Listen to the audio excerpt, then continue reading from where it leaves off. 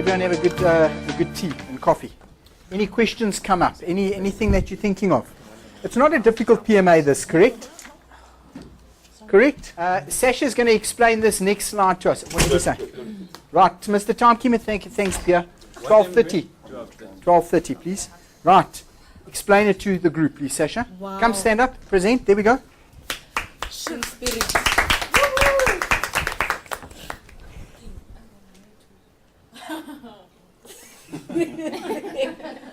Okay, so this is the Johari's window. I know who did this because I actually used it in my problem-solving assignment.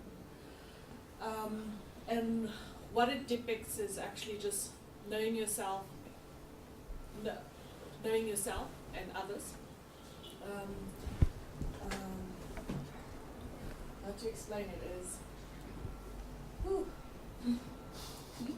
identifying what your blind spots are within your group, your team. What is there that you can actually see and what you can pick up on. It's about knowing your audience and knowing yourself and how to solve your problem. What's known to others, what's unknown to others, known to self and unknown to self. Those arrows. Come on, Jill. So, how I actually, I'm trying to think back of what I actually did with this. But why I used it in the problem-solving assignment was because when you're solving a problem, you have to know you have to look at what you actually know, and what you don't know yourself, and what others do know, and what they don't know, and try to get the message across. How do you move between the different quadrants defined? For instance, if I'm sitting in an unknown area. Okay, Bianca, you take over. Here we go. No, you have to take over. Take over. That's fine. No, it's fine. It's not a problem. Take over. Actually. Take over. Let's hear. I'm being serious. Let's hear. Well done, Sasha. Give Sasha a hand. That was tough. She didn't have an opportunity yesterday. Okay. It was. Okay, Bianca, let's hear. It's not unfair. I don't know.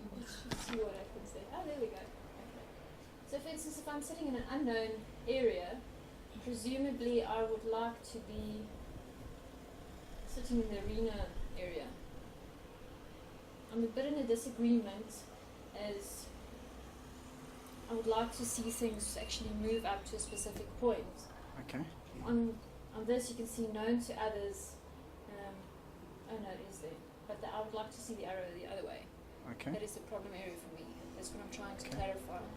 Because how would I actually then move from this area to this area? Okay.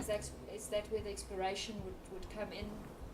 If you have to relate that back to a business case, if you're sitting, for instance, in a blind area, that would be your starting point, the unknown application, for instance, that we discussed yesterday.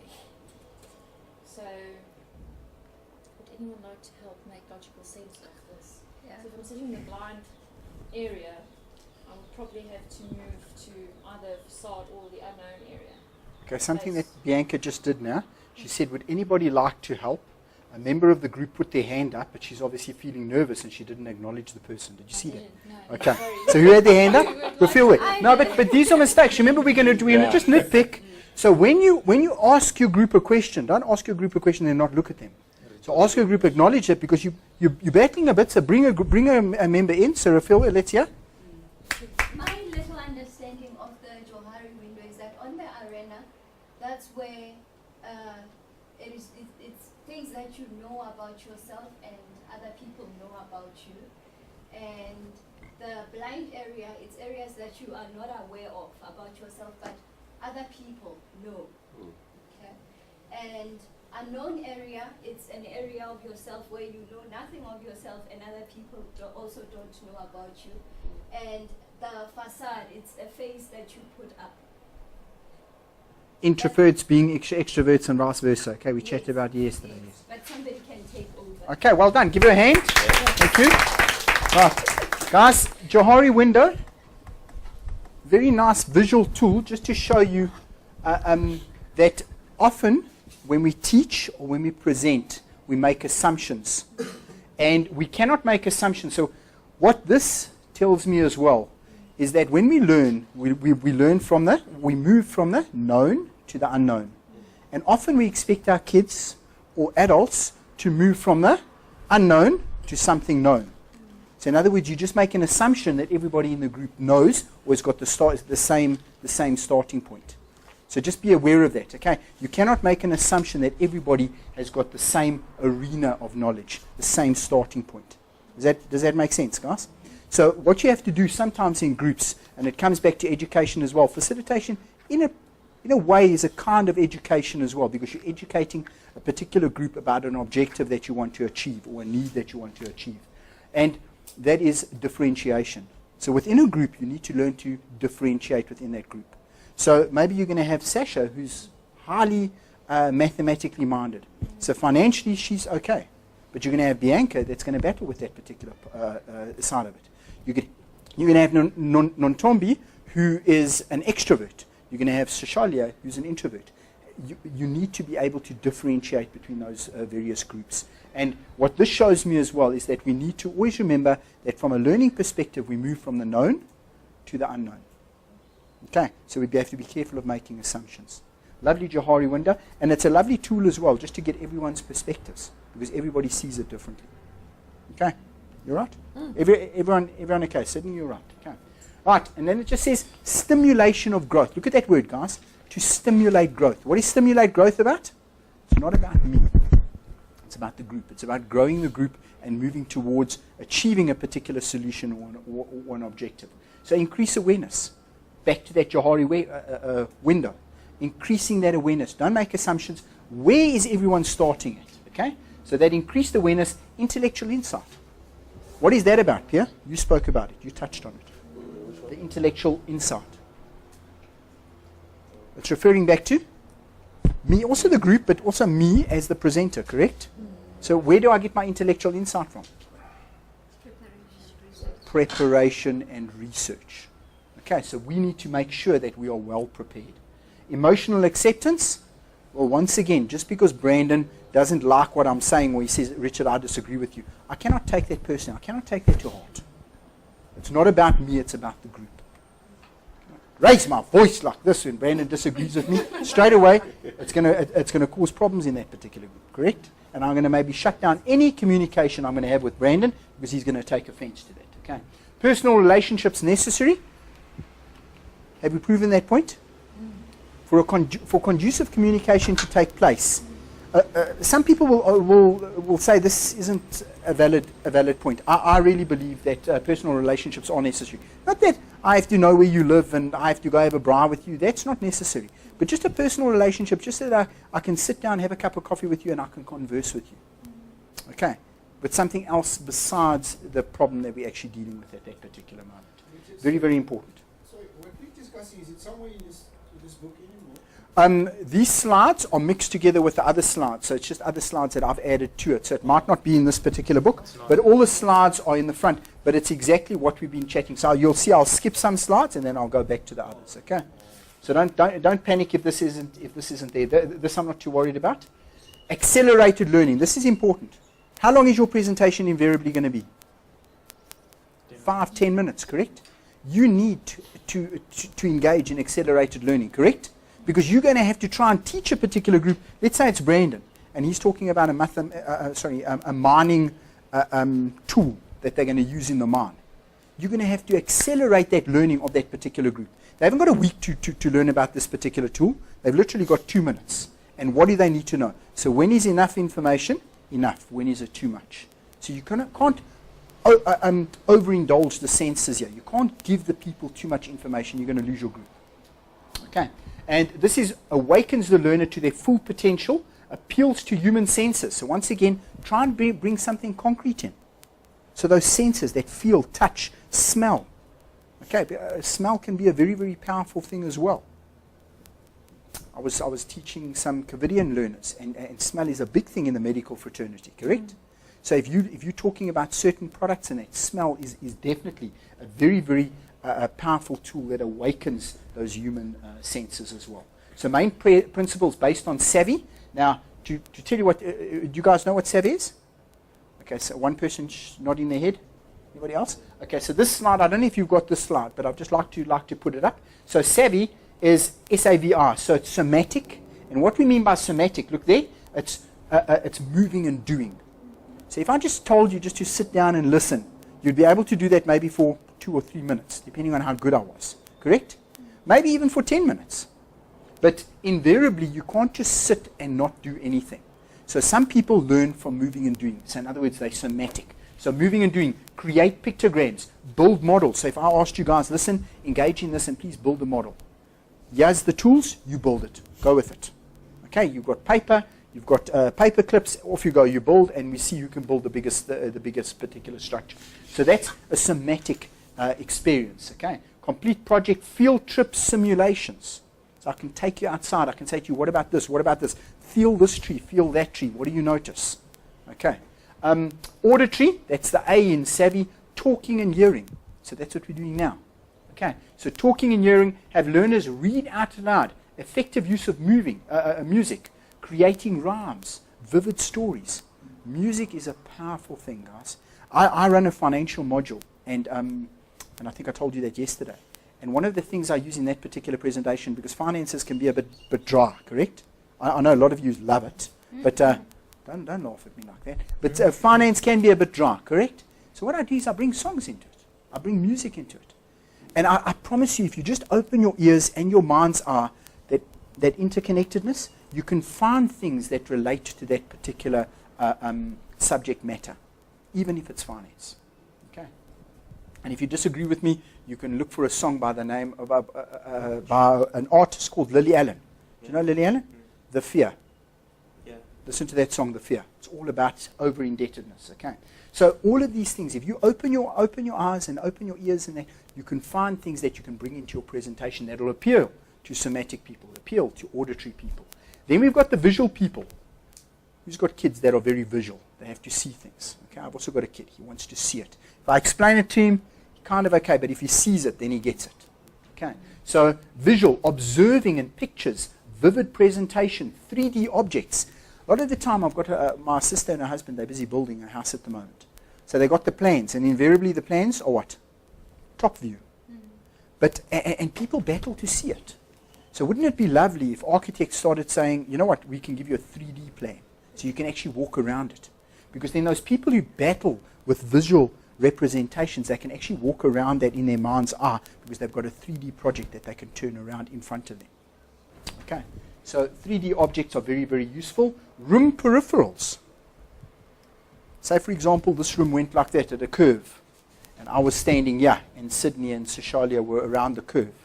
Those peripherals, can everybody see me? That's also very, very important. Okay, so peripherals, the people that you're presenting to, can they see everything that you are talking about or referring to?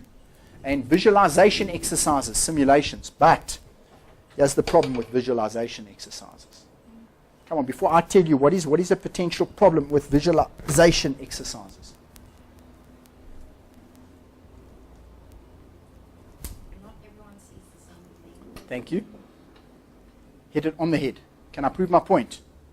Bear with me. Okay, bear with me. Just open up to a blank page, wherever.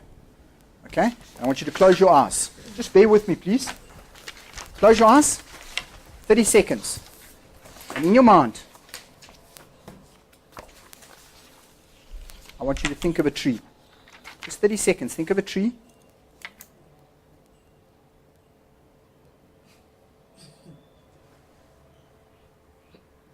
Okay, draw it.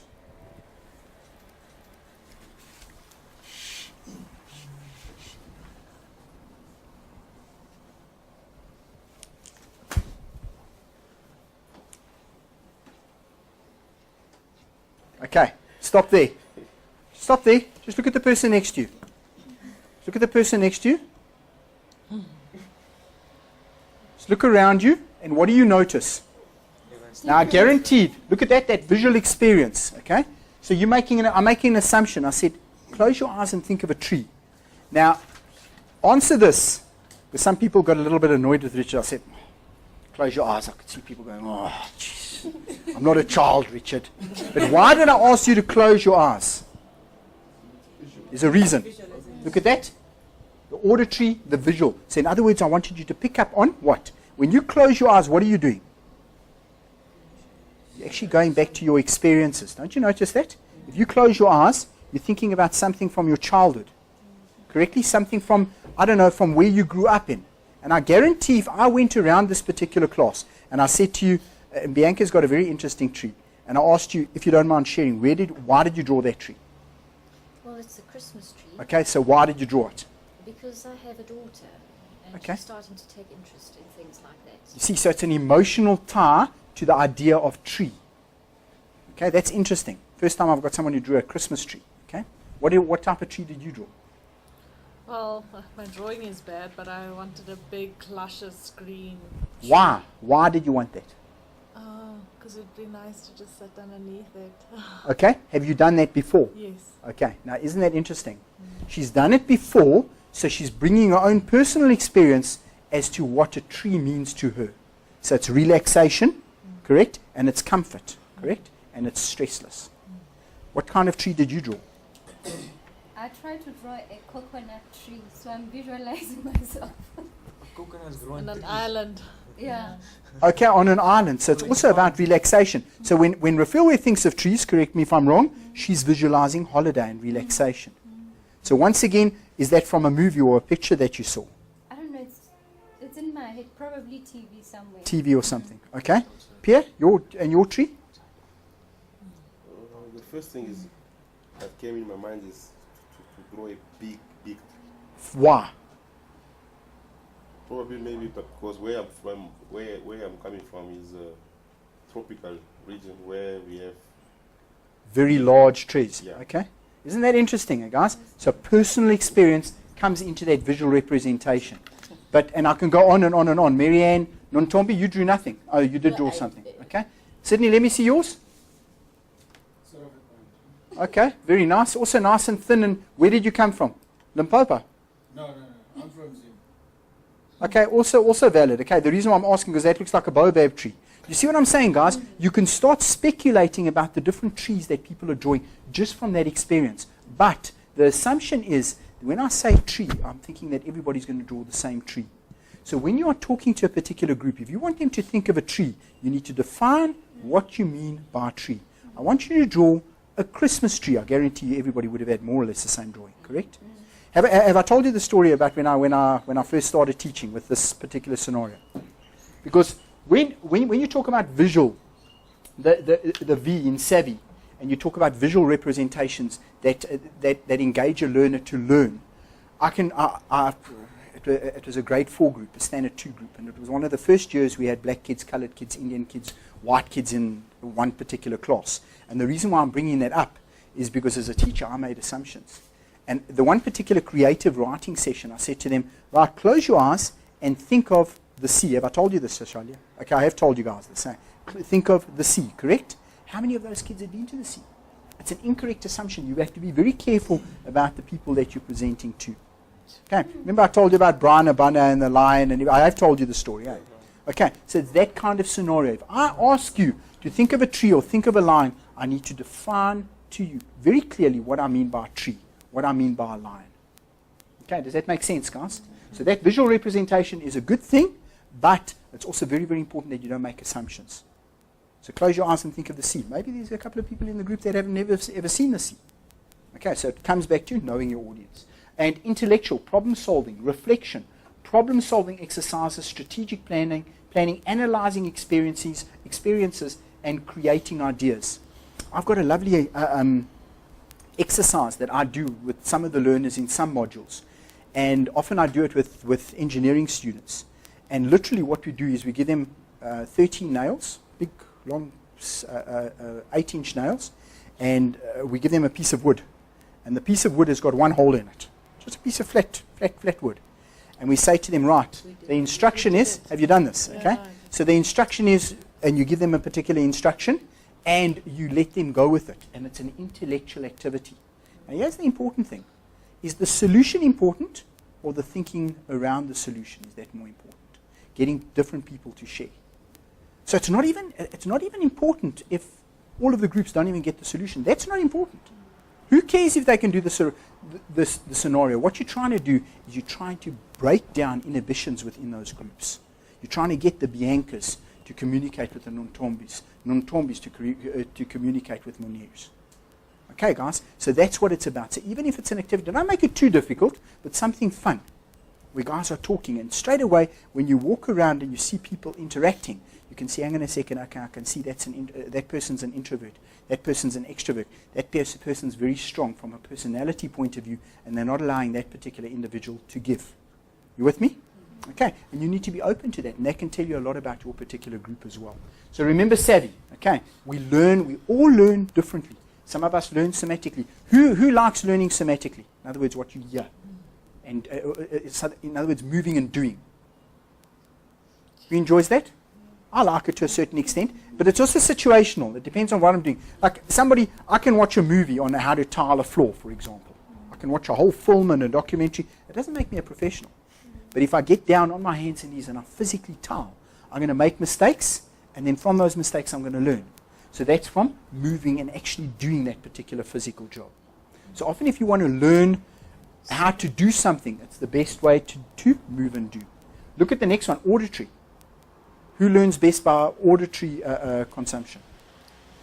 Auditory as well, listening. Not so much. When I was for me, if I had to study for exams and stuff, I actually have to talk to myself and read it out loud so I can hear it. That's how it's easier for me to understand. Okay, I saw you talking in the car to yourself, and I thought you just hadn't taken your. I thought you hadn't taken your pill this morning, but no, I'm just joking. I didn't see you talking. But yes, very, very true. Some people, that's how people relax. Sometimes people gather their thoughts like that. Okay, they have a good conversation with themselves because nobody else will listen to them. Okay, visual, very important. If you show the group something, they're going to get far more from it than me just talking about it. Especially if I'm talking about a syringe or some particular technical device. And it's very difficult to explain that to a group. And then intellectual, we spoke about that already, where you give them these activities and you say to them, right, try and solve it. Okay, makes sense, guys? Okay. So just remember that savvy. Preparation, we spoke about that. And I like what Rafael said. I don't necessarily agree with her, but she said 99% preparation, 1% perspiration. Okay? But yes, very, very much like that. If your preparation is there, invariably the presentation will go well. So getting into the right frame of mind, remember Bianca said she goes and she has a good old sing in the car. Laying the groundwork. What is laying the groundwork? Before we even read the slide, tell me what that's about. Sydney? Research. Sorry? Research. Research, definitely. That, it would include research. What else is it about? Knowing your audience. Sydney? Knowing your audience. Knowing your audience, yes. So what is about laying the groundwork? Okay, research, knowing your audience, but it's more than that.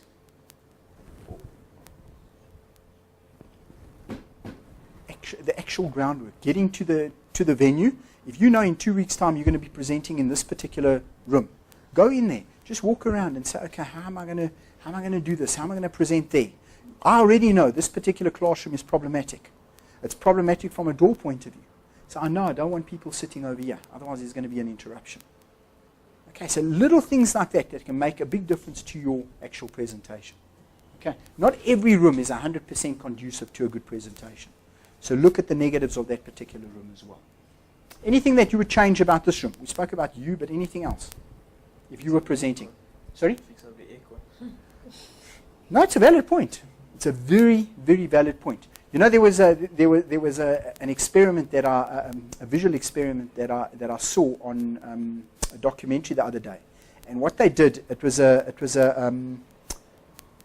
marriage counselling group, and what they did, they got this one group of couples to go into a particular room, and the air conditioner was working. So in other words, the temperature was controlled, and they left them in the room for 15 minutes. And this particular couple, they got down, they sat, and they started chatting, and they chatted well with one another, even though they were going through some marital problems. Another group, they sent them into a room with their kid. The kid started crying and screaming, and the room was very, very small, and they switched off the aircon and put the heat up. And every 5 minutes, they put the heat up a little bit more. And what happens is, they obviously proved, which we all know, when heat goes up, what happens to temperaments? They invariably become very aggressive as well, correct? So definitely the temperature of a room is very, very important. Have you got people and I know this sounds crazy, and I don't mean to be ugly here, but have you got any people that are going through a change of life in your particular group? Know your audience. Do you know anybody who's going through any change of life around you? Okay, you freezing cold, and what do they want? They want the aircons on, or you very cold, and they want the heat up, or vice versa. Okay, so you need to acknowledge that. And why do I bring that up? Because when I first started facilitating at FNB, there was a young lady, and I think I told you this. Correct me if I'm wrong. The lady that was attacked by the hippo. Okay, she was one of the only survivors in South Africa. Okay, she was attacked by a hippo at a matric farewell. And they were at this particular camp, and they were swimming in this river. She heard her friend scream, and then she went black. And apparently the hippo grabbed her in the back and snapped her back in half. Now, she's a tetraplegic. She actually works at FNB. Now, the reason why I'm telling you this story is that particular individual, when we did the disabled learnership for FNB, we would go into the class, we would all be sweating. We wanted to take our shirts off, and she would be freezing cold. Why? Because I knew my audience, and I knew that she basically battled with blood circulation as a result of this injury. So it could be something as simple as that, like somebody in the group is in a wheelchair, and as a result of that, their blood circulation might be bad. They will get colder than you. So don't put them by a window. You see what I'm saying, guys? It could be something as simple as that, where you know your audience, which will make a big difference to your actual presentation. Okay, so if you've got any disabled people or any people with that are physically challenged in some way, make sure you are tolerant of that. Okay, so setting a realistic objective for your module. Once you have an objective in mind, write it down. Look at that, guys. Write it down. I know just that one sentence, the why, the what, and for whom. Has it been difficult? You guys have battled with it because that's your PMA. If you get that right, everything else is going to flow. But the difficult thing is to write it down. You can't have say, no, I've got it up here. Then try to explain it, and you can't. You battle to explain it. Because to verbalize it is another thing. Okay, so write it down in one simple sentence using positive language that leads to change. Example, instead of saying to explain to, say to change the attitude of. The next thing, identify the circumstances of the facilitation. You can do this by analyzing your objective, the audience you will be addressing, the physical location, the time you have available for preparation, and the length of the presentation itself. Just look at those words, guys. The audience you'll be addressing, know your audience. The physical location, why is that so important? It has to be conducive for the people that you, and the type of message you're getting across, obviously, also. 100%. Okay, you've got somebody that maybe is a little bit overweight, maybe is in a wheelchair, and now you've got the meeting on the 4th floor and there's no lifts. And it happens, guys. People make these silly mistakes, and all of a sudden the guy gets there, or the person gets there, and they say, how do you want me to get up there? I don't know. Facilitated at FNB the other day, as I said to you. The boardroom, right next door, very fancy. The boardroom night right next door. Ladies' toilets and men's toilets. I went through the men's toilets, and the men's toilets had the disabled toilets there. So now think about that for a second. So I asked the ladies, and we were doing stats, funny enough. And I asked the ladies, and I said to them, listen, just please check the ladies' toilets. Are there any disability toilets for the ladies? And they said no. Now that's bad, guys. That's at an FNB boardroom. So there's disabled toilets for men, but no disabled toilets for the ladies. So the assumption is that anybody that's disabled is going to be a man, not a woman. Isn't that crazy? So how do you solve that particular problem? If you've got a lady that is disabled, she's going to have to go to the men's toilets and then go to her particular bathroom. It's crazy. And that's at a boardroom level. Okay, so those kinds of things, that physical location, if you know that that's an issue, that can become a huge, huge issue. Okay, the time you have available for the preparation. If you've only got 5 minutes or 10 minutes, you need to have a timekeeper. Or make sure there's a watch on the wall at the back. If you know that you tend to waffle a little bit. Right? For preparation and length of the presentation itself. I just want to look at this here, the time you have, the audience you'll be addressing, and also physical location. Just one thing about that, can everybody get to the location? Have you ever turned down a meeting as a result of it just being so remote? Have you been there, Muni? Give me an example. Like, I I know, like on Fridays, we have our prayer like between 12 and 2. And a few times I've had meetings like in Pretoria, and like it would obviously clash with my prayer time. So I just didn't attend and I didn't go. Okay. Once again, I don't know the audience enough. I deal with a tiling company and they're Muslim. I know. I don't go to the tiling company between 12 and 2 because they're praying. So you have to know your audience. If you have got certain members in your audience and you know they're religious figures or they've got certain things and you have a meeting at 3 o'clock on a Friday afternoon, is that going to be conducive to people making decisions? You're trying to sell people over. So one thing I'd like you to add there is also, when is the meeting being held? When? So where is important, but also when?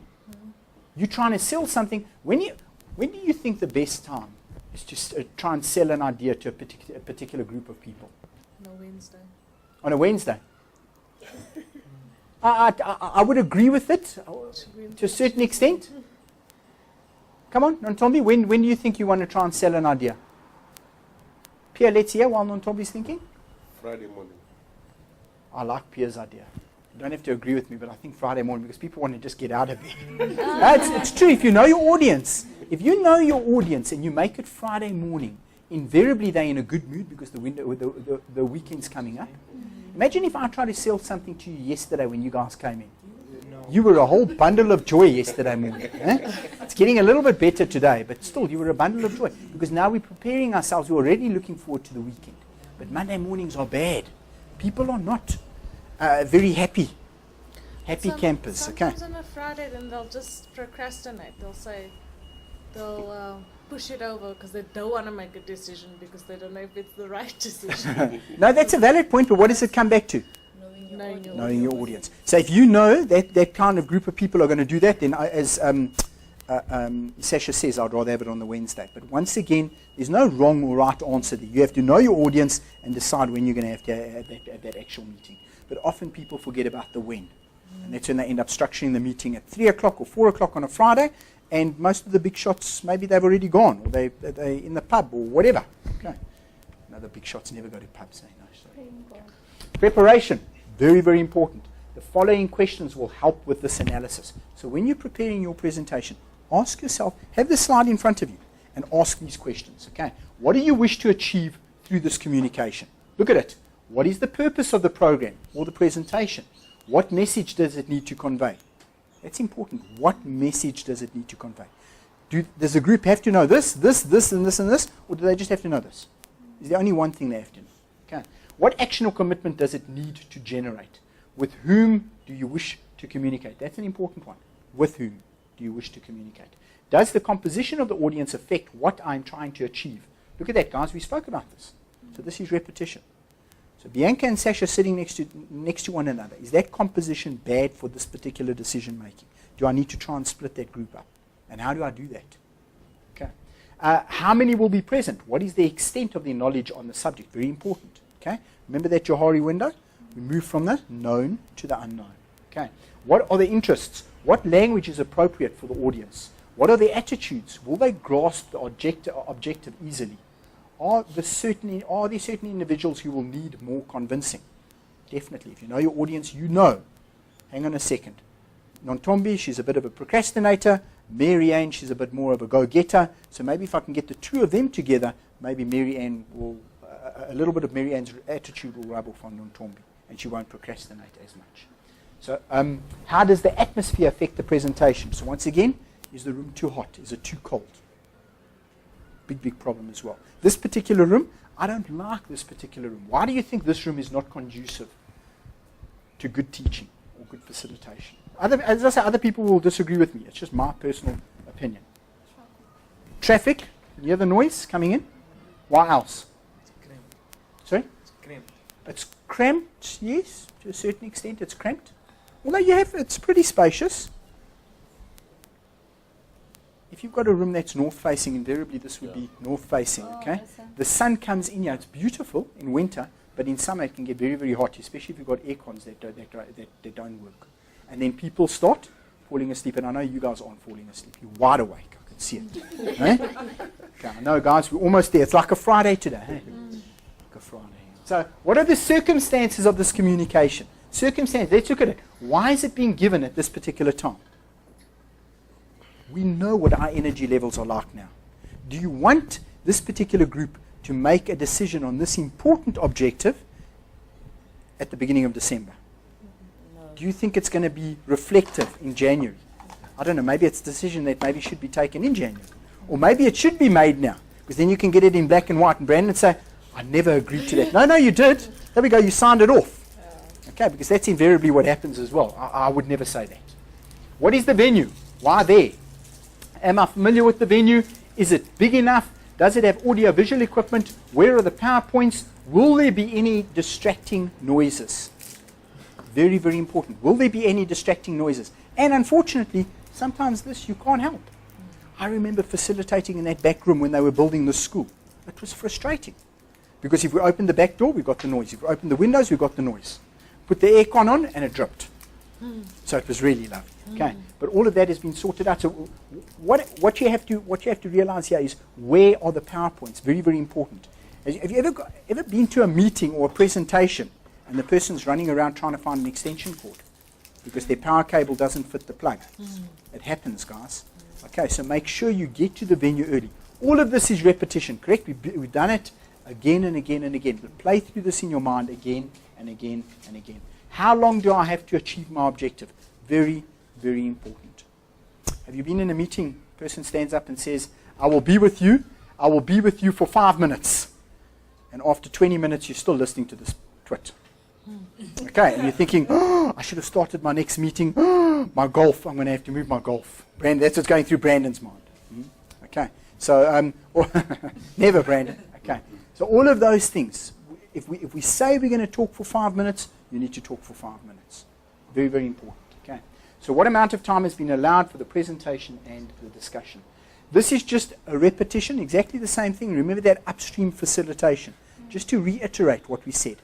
So remember, we want to go to the root of the problem. We don't want to just solve a problem and then create other problems. We want to go to the root of the problem and try and solve that particular problem. Okay, it's more upstream facilitation. Attending, preparation, we've chatted about this already. Okay, so just look at it. Remember, lots of repetition so that it just sinks in, especially being the 3rd of December. Interpersonal skills, we spoke about this. Look at that first one.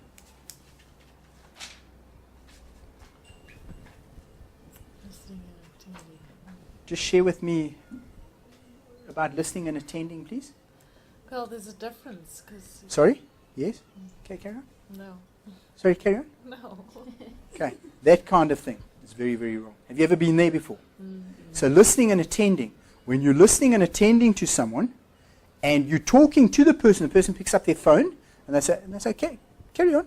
That's not listening and attending. Okay, so be very, very careful of that. If you're going to attend, you need to listen to that person. And we don't only listen with our ears. We listen with our eyes, and we listen with our body language as well. Talk to me. So there's a difference between listening and hearing as well. So you're hearing me, but you're not listening to me. Okay. You can be so rude with your body language. If somebody is talking to you, and I do this, just talk to me again. Really? Okay, Nontombi, talk to me. Same, Sasha's feeling uncomfortable. Talk to me. Did you enjoy breakfast? Why? What was wrong with it? Is everything okay at home? Okay, and I'm just not responding, okay? Another thing. Brandon, what do you think about the second one? Yes, what do you think? I'm listening, you're not acknowledging that what I've said, doing, another feeling. Okay. Brandon already is feeling intimidated. He won't acknowledge it. But if you're looking at a person, and the person's asked you for feedback, and as you're talking, you go, okay, that person doesn't feel comfortable to share their own personal feelings with you. So this kind of thing can be a very negative thing. Okay, so when you're listening to a person, just like this, acknowledging, even that kind of body language, it allows that person to feel comfortable and to interact in that particular discussion. Okay, so that's what they're talking about where they were listening and attending. listening personally to that particular person. As Bianca's talking to me, I'm looking at Sydney. Sorry, Richard, a comment about the attending there. I know that you mentioned that when you communicate to someone, you have to keep the eye contact. Now, how enough? You say how enough is what? When is enough to When, enough? yeah. Yes, okay. Well, some they feel intimidated by. 100%. 100%. And that's why you have to know your audience. So it comes back to know your audience. And sometimes you make mistakes. But invariably what will happen, like let's say, for example, I make eye contact with Bianca, and I can feel that she's getting uncomfortable, and I carry on doing that. She might, if the group is conducive to free communication, she might come to me afterwards and say, please don't do that to me. And you need to be open to that, because then you've learned from that particular experience. But invariably, that's why you always, when you're talking, you look at a magic triangle. So you focus on a variety of people. But if a person's talking to you, you might look at them. If you see that they're getting uncomfortable, how will you see that? Maybe they start stuttering. Maybe they start losing their train of thought. You can maybe look at someone else and go, yeah, and then look back at the person. You see what I'm saying? Because now you've actually broken that concentration. So the person has got time to actually think about something else. But that's a very, very valid point. Would you agree with that? Sometimes you look too much at someone and you actually cause intimidation by doing that. Okay. Good point. Right, so responding, how do we respond? Just like this, nodding. Okay. If Sasha starts talking to me, I'll go. Look at my body language. I folded my arms and I go. And she's talking to me, okay? And I'm looking away and I'm showing that I'm aggressive, okay? Or angry or upset about something. That is not responding in a conducive manner. Okay. Clear expression of ideas, very, very important. Allow people in the group to express their ideas. Okay. Use of non-verbal information, we spoke about that. Okay. So non-verbal, just a nod. Okay, so it can even just be a sound. Anybody been to India here before? My wife says that apparently it's an Indian nod. So you go and you talk to Indian people, and that's it, yeah. What's it called? A Daliwaba. So you say, are you okay? Yes, no, I'm fine. Fine. Okay, and they shake their head, but that's part of the culture. Yes. Okay. What is it? It's called like a rubberneck. Oh, rubberneck. Okay. So are you agreeing with this? Yes, no, I'm agreeing with it. No. So apparently it's a different kind of culture, and it's very confusing sometimes, because you go in and you're talking to a particular individual, and their body language, from a Western point of view, we think that this is a negative connotation, but for them it's actually acknowledging that they agree with it. Okay, so for us this is good. Western, once again, needs and wants. What works in one particular country doesn't mean it's going to work in another country. With that said, you're having a presentation with Indian people from India, and you're presenting to them and they're going, and you think, oh geez, like nobody agrees with me here. Okay, once again, we have to understand and know our audience, correct? So if they're going like this, they're actually acknowledging that they agree with you. Okay, so once again, the power of culture and the power of understanding different cultures. So that non-verbal information, very important. Listening skills, most important communication skill. Would you agree with that? If I take time and I'm respecting you, I'm showing you that I respect you by making eye contact and listening to you, you're going to acknowledge me in another with respect again as well. Hearing and listening, very important. Active process, we've chatted about this. Listen to get clues, very important. So from a learning point of view, so Shalia says, when are we going to finish? So I'm listening to get clues, okay? What do you mean by this particular word? Straight away, I'm listening to get clues. What is the clue I'm getting? Maybe this particular learner hasn't understood this part of the PMA. So I can go back and I can reiterate, or I can diversify a little bit. Okay, so listen to your audience all the time. Effective listening, do you know what that is? You can just explain that to me? Come on, you guys know this. Marianne, what's effective listening? You're able to convey the message what you've heard. Okay. What you listen to. Your understanding of it. 100%? Something else? Come on. Feedback, Munir. Giving that feedback like we're talking about, not being 100% effective listening. So not just picking up your phone and talking on your phone while somebody's conversing with you. I'll never forget, also it was the old TED, and I went to this one particular meeting. The person was on the stage talking, the guest speaker, and somebody answered their phone, and they went up to the front of the stage, and they walked up and down in front of the stage answering their phone. So that whole locus of Miranda, okay, so in other words, it's all about me. Do you know who I am? Do you know who I am? It's all about me. Okay. So remember, we need to acknowledge the group and try and take a step back there. So listen to total message, verbal and non-verbal. Sometimes I'm not very good at this. Remember to acknowledge your weaknesses. So I listen to a particular person, and then I'm listening, but I lose my train of thought. So you don't listen for the whole verbiage, message. So in other words, verbal and non-verbal. So the person might be saying something, but non-verbally they're saying something else. Perfect example. Are you happy? Say happy, Sasha. I'm ecstatic. Okay. I'm ecstatic. Verbally, she's saying that she's ecstatic. Non-verbally, I can see, hang on a second, there's something else wrong. So reading that particular body language. Have you been there before? If you've got a husband or a wife, you know what I'm talking about. Right, listen to total message, very important. Active listening, we've spoken about. And then listening mistakes. Well, we spoke about listening mistakes. Okay, if you go into, from a cultural point of view, you go into an Indian meeting with, when I say Indian meeting, a meeting with Indian people from India, and they're going like this, and you're making a listening mistake because you're thinking, hang on a second, they're not agreeing with you. And there's a lovely story about this, where there was this group of people, a business, they went into India, and they were negotiating price. And they said, well, I can't remember the exact figures. Well, is 100,000 rand okay?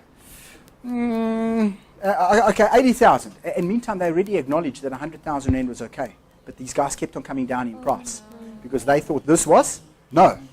Okay, meantime, it was an acknowledgement, yes, we're happy with 100,000. So they kept on bringing their price down, okay, just because they didn't understand the culture. So be careful of that. Be careful of being arrogant, going into a particular cultural situation and saying, I know everything. We can make silly mistakes, lose huge amounts of money as a result of that. Okay, any questions around that? Right, guys, I'm going to listening skills. We've spoken about that. Just look at it, tell me if anything comes to mind.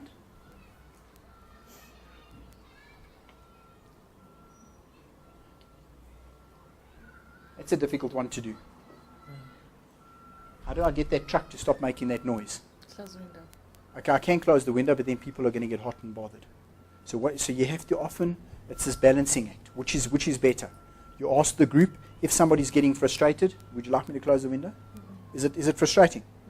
Okay, it's frustrating for me, but anyway. So eliminate interruptions and disturbances. It's a difficult thing. Okay? If I had a bazooka, maybe I could just blow it up. Okay, so eliminate interruptions and disturbances. That's a big thing. Have you ever been presenting, Brandon, and all of a sudden your secretary keeps on coming through the door? You say, please, no interruptions, and they come in and say, would you like tea? And they go, no, thank you. They go, water? And they go, okay? Those interruptions can break the whole train of thought. So if you want to eliminate those interruptions, you need to make it very, very clear to people that you do not want to be interrupted. You don't want to break the train of thought because you've only got 5 minutes to get your message across. Okay, guys? Okay. Right, listening mistakes. We spoke about it. Just look at those. Tell me if anything comes to mind.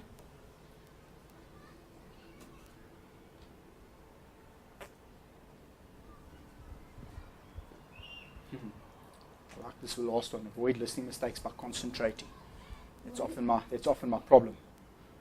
I battle to concentrate. What is moralizing? Moralizing, in other words, I'm right and you wrong type of thing. So that's a big, Bianca, how can you say that? How can you say that? So straight away, I'm not remaining neutral. I'm moralizing and I'm saying, geez, how can you say that type of thing? I need to keep my opinions to myself. Okay, so I need to try and keep that neutrality. So these are listening mistakes, judging and criticizing, reprimanding. Have you been reprimanded before? When you're busy talking to someone, you're pouring out your heart, and or maybe you are dear to this particular person, they start reprimanding you. And what does that do to your self-esteem? Do you ever do that again? No. Okay. So you need to remember that there is not conducive to an open form of communication. Okay. Responding, questioning, minimal encouragement. That's an important thing. But this is contradictory as well. What does this assume that we've got a lot of? Confidence. Confidence, something else. This assumes that we've got a lot of something. Courage. Time. Because if you've got minimal encouragement, remember we said facilitators need to lead the group. If you've only got 5 minutes, you need to have some amount of encouragement because you want to lead the group quickly in a particular direction, correct? So this here is assuming that you've got a lot of time and you're letting the group go with this particular idea. Okay. Paraphrasing. Is that a good thing? Sometimes.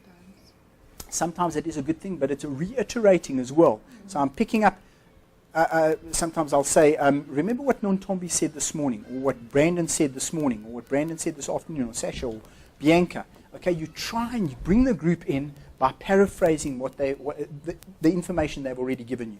So you're making the information actually the information that they've given to you already. Clarification, to clarify certain things. Reflecting, very important. How are we going to reflect on this information? How are we going to reflect on the material? And then giving of information, and the last thing, very, very important, is summarizing. Now, what I want to get onto now, because I can see people are quite tired, and we've still got, we said 12:30, no? So it's approximately an hour. I'm gonna ask that you guys go get some fresh air, and that you look at your first part of your PMA, and you start structuring your slide presentation. But here is your topic. Are you listening? Are you listening to the topic? Okay. Actually, you know what? I'm going to do it in a more fun way. I'm going to put you into groups, and I'm going to come around and quietly give you your topic. Okay. The reason being is because how effective the group gets what you're trying to get across to them, that's going to determine how successful your presentation is. Okay. So I'm going to put you into groups. So just make sure you've got some paper in that. I don't think we've got any other rooms. Okay. You've got a half an hour. Okay. You have to come up with a slide presentation you're going to present to the... So you have to come up with an opportunity or need related to this topic, and you're going to sell it to the group. Okay? How can you put it? Because most kids at divisions who have it. Sports, these, sports, casual, just a little more day. Yeah, day. Different.